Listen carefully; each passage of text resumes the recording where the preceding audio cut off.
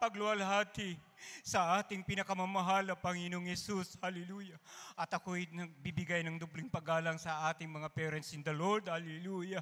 At sa hindi natin malilimutan ang kanilang turot aral, ang ating iginagalang at minamahal na Pastor Evangelist Wildy Estrada Almeda, at gayon din sa ating beloved Assistant Pastor Lina C. Almeda. Greetings to all the beloved children ng ating parents in the Lord, hallelujah. At sa lahat ng mga manggagawa dito sa banal na ubasan ng ating pinakamamahal na Panginoong Yesus, na pinapangasiwahan ng ating iginagalang at minamahal na ordained preacher, hallelujah. Danilo Cuartero, 10 ng kanyang pamilya, sa lahat ng mga workers, hallelujah. Sa lahat sa inyong mga minamahal kong kapatid na naglilingkod sa ating pinakamamahal na Panginoong Yesus, hallelujah.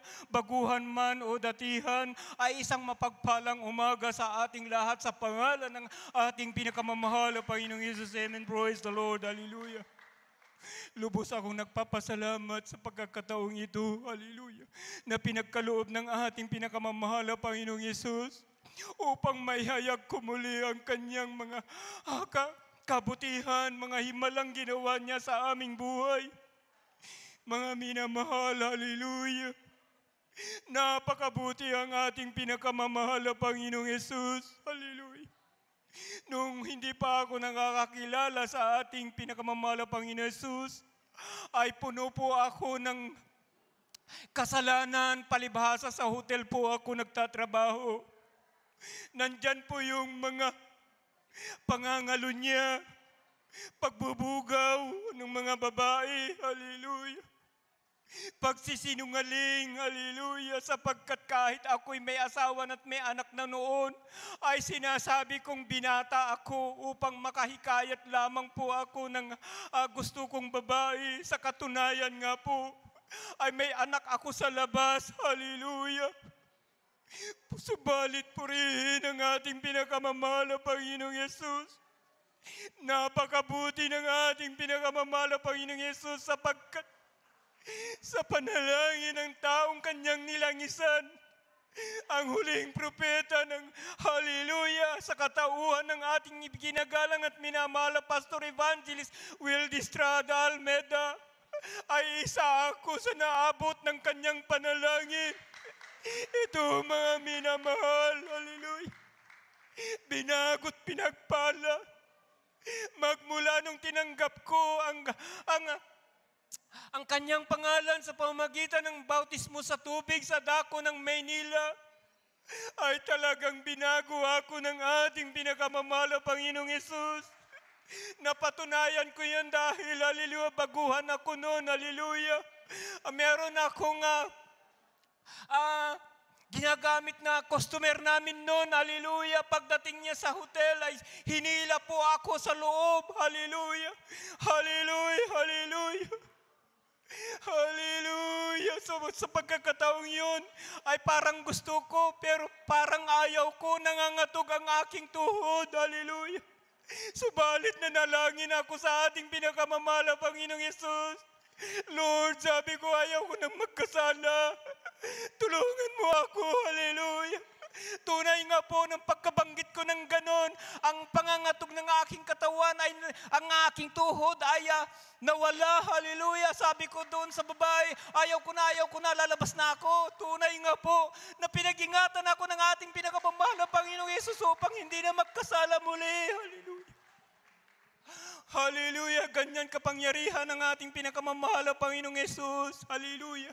Maging ang aking mahal na kabiyak, yan po ay nagkaroon ng sakit ng appendicitis. Hallelujah. Yan po ay saka na lang namin nalaman pagdating ng makalipas ng 1 linggo. Hallelujah. Hallelujah. Nanampalataya ako, hallelujah, na pagagalingin siya ng ating pinakamamahal na Panginoong Yesus. Subalit dumating ang punto, hallelujah, na may boses na nagsasabi sa akin, 3 beses yan, madaling araw. Ngunit bago ako nakarinig ng boses na dalhin ko siya sa doktor, ay narinig ko ang ating iginagalang at minamahal na pastor na nangangaral sa TV, hallelujah. Bumangon po ako at tinignan ko ang aming sala kung may palabas na TV, ngunit wala po, hallelujah. Dahil sa pagkakataong iyon ay wala pang palabas dito sa probinsya ng Jesus Miracle Crusade International Ministry, hallelujah. Sa madaling salita, hallelujah, nung pagkarinig ko yung boses na yan, nadalhin ko sa doktor ang aking mahal na kabiyak at tunay nga po, doon pa lang namin nalaman na ang aking mahal na kabiyak ay pumutok na pala yung kanyang appendix sa kanyang tiyan. 1 linggo na po ang nakakaraan. Hallelujah. Ang sabi ng doktor na tumingin sa kanya, sinabi niya sa mga pasyente niya, itong pasyente ko ito, hallelujah, sabi, itong pasyente ko ito ay 1 linggo nang pumutok ang kanyang appendix, subalit, ayan, nakakalakad pa at nakakakain pa. Sabi nga, hallelujah. Ang naisagot ko lang sa doktor na yan, Dok, sabi ko, miyembro kami ng Jesus Miracle Crusade International Ministry. Hallelujah. Siguro kung wala kami dyan, ay maaring namatay na ang aking mahal na kabiyak. Ang doktor ay natulala, hindi siya nakapagsalita doon sa sinabi ko na yan. Hallelujah. Sa madaling salita, ay naoperahan ang aking mahal na kasawa. Hallelujah. Doon namin napatunayan na totoo pala na pumutok na ang kanyang appendix sa loob ng kanyang tiyan. Mismo ang mga doktor ang nagsabi sa akin na ang sabi sa akin, manong nahirapan kaming nag-opera kay Manang kahapon. Sabi, bakit Dok? Sabi ko, ang sabi ng doktor, kumalat na yung dumi sa kanyang tiyan. Sabi niya, hallelujah, hallelujah. Nasabi ko lang, praise the Lord, hallelujah, Amen, hallelujah. hallelujah. Tunay nga po, hallelujah, na pinapatunayan lamang ng ating pinakamamahal na Panginoong Hesus. Kaya pala may boses na nagsabi sa akin na dalhin ko siya sa doktor, hallelujah. Dahil ang doktor ay hindi naman po masama sa ating pananampalataya. Subalit, pag tayo ay 100% na naniniwala sa ating pinakamamahal na Panginoong Hesus, tunay nga po na pagagalingin niya at wala pong imposible sa Kanya. Kalooban pala ng ating pinakamamahal na Panginoong Hesus upang malaman ko, hallelujah, na ang karamdaman ng aking mahal na asawa ay hindi basta-basta karamdaman. Ay biro nyo, mga minamahal, 1 linggo nang lumipas na sumabog na ang kanyang appendix sa kanyang tiyan. Subalit, hallelujah, sa kapangyarihan ng ating pinakamamahal na Panginoong Hesus, hanggang sa mga oras na ito ay kasama natin ang aking mahal na kabiyak na naglilingkod sa ating pinakamamahal na Panginoong Hesus. Hallelujah. Hindi lamang yan, mga minamahal, hallelujah, ang aking panganay na anak, ito naman ay nagkaroon ng sakit na hepatitis, hallelujah. Hindi ko po alam kung hepatitis B, pero ang kalagayan niya noon ay talagang dilaw na yan.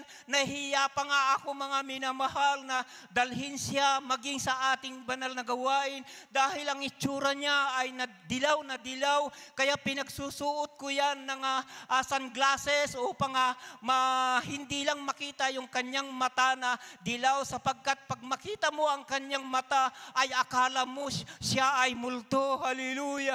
Hallelujah. Nanampalataya ako sa ating pinakamamahal na Panginoong Hesus. Hindi ko pinadoktor yung anak ko yan, bagkus dinala ko sa banal na gawain natin sa Maynila dahil yung anak ko yan ay dito nag-aaral sa bandang Inrili noon, sa Cagayan. Hallelujah. Sa madaling salita ay nagpa-counsel kami sa ating ginagalang at minamahal na beloved assistant pastor, at ang sabi niya sa akin ay magpasting ka. Hallelujah. Ang tanong ko pa, mahal pastora, hallelujah, ilang araw ang pagpasting ko? Sabi ko, dahil alam niyo mga minamahal, ang kahinaan ko ay magpasting. Napakahirap para sa akin po ang magpasting. Ang sabi sa akin, ang sagot sa akin ay hindi magpasting ka hanggat hindi gumaling ang iyong anak. Hallelujah. Tunay nga po, tumalima ako sa utos ng ating iginagalang at minamahal na beloved Assistant Pastor Lina C. Almeda. Tunay nga po, nakapag-alay po ako ng 3 days fasting sa dako ng Sabarte. Hallelujah. Alam niyo mga minamahal, pag uwi ko sa aming kasero sa Maynila, hallelujah, nadatnan ko ang aking anak na naglalaro na ng saranggola sa ibabaw ng bubungan. Tunay nga po, yung anak ko na yan na dati-dati, hallelujah, na mahirap kumuha ng tubig, hirap maglakad, hallelujah. Subalit sa kapangyarihan ng ating pinakamamahal na Panginoong Hesus, ay pinagaling kaagad yung anak ko na yan. Hanggang sa oras na ito ay pinagpapala yung anak ko na yan, sapagkat, hallelujah, ay hanggang ngayon ay nasa iba yung dagat pa, hallelujah. Tunay na ang pagpapala ay binibigay niya sa kanyang tunay na anak, hallelujah. Sa totoo nga lang mga minamahal, hindi kami pinababayaan ng ating pinakamamahal na Panginoon Hesus. Dumating, hallelujah, ang pandemic, hallelujah, tunay nga po, hallelujah, yan po ay pinasasalamatan ko ang ating pinakamamahal na Panginoong Hesus dahil sa pandemic na yan, lahat po ng mga gawain ng ibang kongregasyon ay na-paralyze, subalit ang ating banal na gawain sa Jesus Miracle Crusade ay patuloy po mga minamahal, maging ang aking sariling bahay ay ginamit ng ating pinakamamahal na Panginoong Hesus upang magdaos lamang po ang ating banal na gawain. Bible study lang nagsimula yan mga minamahal sa aking bahay sa dako ng Enrile. Subalit napakabuti ng ating pinakamamahal na Panginoong Hesus. Yung Bible study na yan, hallelujah, ay 3 beses na ang banal na gawain sa dako ng Enrile at ginaganap na sa gym sapagkat hindi na kami magkasya sa aming tahanan. Napakabuti ng ating pinakamamahal na Panginoong Hesus. Hallelujah. At hindi lamang yan mga minamahal, pinasasalamatan ko rin ang ating pinakamamahal na Panginoong Hesus sa lahat ng mga pagpapala, maraming pagpapala na aking natanggap sa ating pinakamamahal na Panginoong Hesus. Magmula nung kami patuloy na naglingkod, isa na pinasasalamatan ko yan, isa yan na pagpapala na aking natanggap sa ating pinakamamahal na Panginoong Hesus ay isang sasakyan. Alam niyo mga minamahal, hirap kami na pupunta sa ating banal na gawain noon. Hallelujah. Dito na kami na naglilingkod sa probinsya. Hallelujah.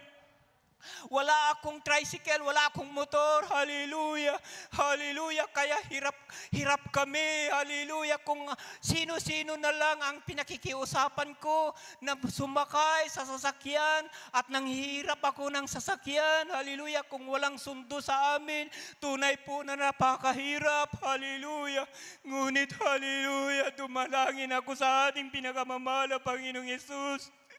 Sabi ko, hallelujah, mahal na Panginoon, gusto ko na ng sariling sasakyan. Hallelujah. Alam niyo mga minamahal, halos lahat ng mga preacher na nadako sa dako ng Enrile, hallelujah, humingi ako ng backup prayer para sa sasakyan. Maging ang ating beloved ordained preacher, sabi ko, panalangin niyo po, hallelujah, na magkaroon na ako ng sasakyan. Ang sabi sa akin, iluhod mo lamang yan sa madaling araw. Amen. Hallelujah. Tunay mga minamahal, sumunod ako sa salita nila.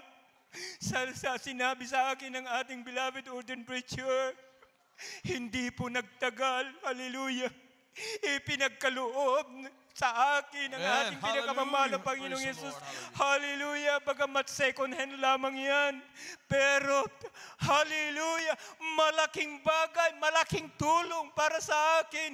Katulad ngayon, nakakapunta kami dito sa dako ng Tumawini sapagkat, hallelujah, meron na akong ginagamit na sariling sasakyan. Napakabuti ng ating pinakamamahal na Panginoong Hesus. Hallelujah. Sariwain ko na rin po mga minamahal. Hallelujah. Hallelujah. Noong kauumpisa pa lamang ang banal na gawain sa Enrile ay nagkaroon po tayo ng pastoral house doon. Hallelujah. Katakot-takot ang dinanas namin. Hallelujah. Bago tayo nagkaroon ng pastoral house doon. Subalit, hallelujah, sa kapangyarihan ng ating pinakamamahal na Panginoon Hesus, ang kalaban ay hindi po nagtagumpay. Hallelujah. Maging ang may-ari ng lupa, hallelujah, talaga hinahadlangan ako na makipag-usap sa kanila noon. Pati yung pagpapakabit ko ng tubig ay talagang hinahadlangan. Hallelujah. Humingi ako ng backup prayer sa ating beloved origin preacher. Hallelujah. At tunay nga po nananalangin sila. Ang sabi nila sa akin, kung talagang kalooban ng ating mahal na Panginoon Jesus ay ipagkakaloob niyan. Tunay nga po, natapos yun. Hallelujah. Pero bago naman nag-umpisa, hallelujah, nung nakabitan na ng tubig, ako naman po ang talagang kinalaban ng dyablo. Hallelujah. Hindi po ako pinalakad ng 3 linggo niyan. Hallelujah. Ngunit nanampalataya ako sa ating pinakamamahal na Panginoong Hesus. Hallelujah. Na pagagalingin niya ako. Hallelujah. Tunay nga po. Hallelujah. Ang sabi ko sa ating pinakamamahal na Panginoong Hesus, Lord, sabi ko, kasi pag nililihans nila ako, gumagaling, tapos bumabalik yung aking karamdaman. Hallelujah. Na hindi ako makalakad, namamaga ang aking talampakan. Subalit, hallelujah, tinugon ako ng ating pinakamamahal na Panginoong Hesus kasi sabi ko, Lord, ano pa ang kulang? Sabihin mo lang sa akin at ako'y susunod. Tunay nga po, ginamit ng ating pinakamamahal na Panginoong Hesus at tinugon yung aking panalangin na yan. Ginamit niya ang ating beloved Sister Jenny. Ang sabi sa akin na nakita niya ako na hindi pa makalakad. Hallelujah, kumusta kuya? Sabi ko, ito po, hindi pa ako makalakad. Magpasting ka lamang ng 3 days. Absolute, sabi, tunay nga po, hallelujah. Pagkarinig ko ng absolute, napakahirap po kasi ang absolute, walang tubig. Hallelujah, 3 days. Hallelujah. Sabi ko naman sa ating pinakamamahal na Panginoong Lord, sabi ko, hindi ko po kaya. Subalit na nanampalataya ako, natutulungan niya ako at hindi niyo ako pabayaan. Tunay nga po, hallelujah. Sa 3 araw na yan ay natapos ko na ang fasting, hallelujah, na absolute. Tunay nga po, pagdating ng 3 araw, may yapak ko na yung aking paa at unti-unti na akong pinalakad ng ating pinakamamahal na Panginoon Hesus. Hanggang sa mga oras na ito ay hindi na bumalik yung gout ko na yan. Hallelujah. Tunay na napakabuti ng ating pinakamamahal na Panginoong Hesus. Marami pang pagpapala na pinagkaloob at natanggap ko sa ating pinakamamahal na Panginoong Hesus. Subalit, hallelujah, kukunti lamang po ang ating oras. Kaya ang aking pasasalamat, hallelujah, hallelujah, ay tangi sa ating pinakamamahal na Panginoong Hesus. Amen. Praise the Lord. Hallelujah. Glory to Jesus. Amen. Praise the Lord. Palakpakan po natin ang ating mahal na Panginoong Hesus. Everybody say, praise the Lord.